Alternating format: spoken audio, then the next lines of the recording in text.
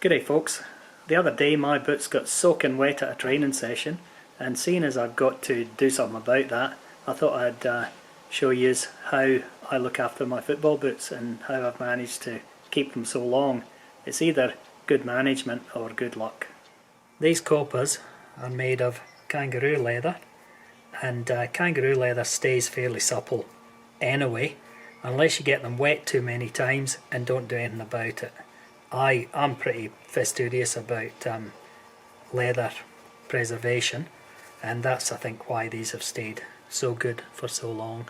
This is Dubin. It's pretty good stuff, and I've used this on army boots, work boots, motorcycle boots and other leather shoes.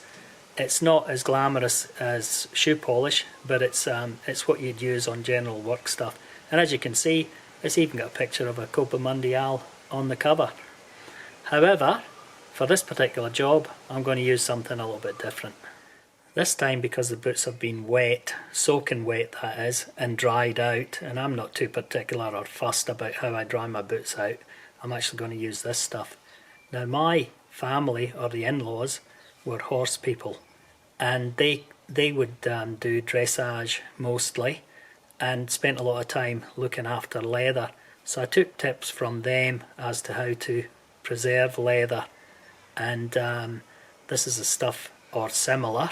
This is what I bought at a horse supplies, and this is the kind of gear they would use. Okay, let me just open this tin and have a look at what it looks like on the inside.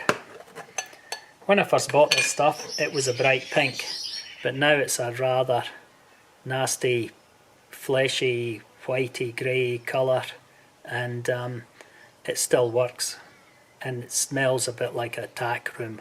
So if you've ever walked into a room that's full of saddles and stuff, that's what it smells like.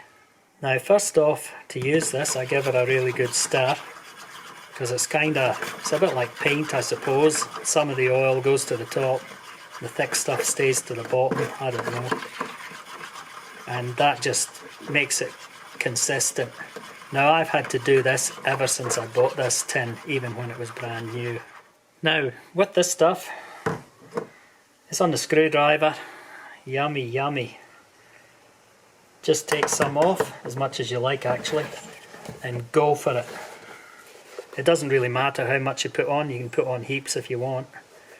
And you let it soak in, and give it a rub off once it dries a little bit.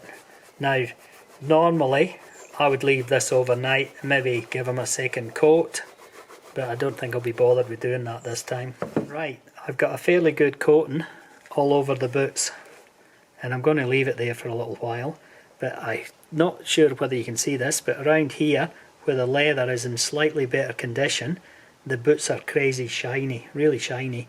But on the back here, where the leather is just a little bit different, it soaks in more, and that's a really non-shiny surface.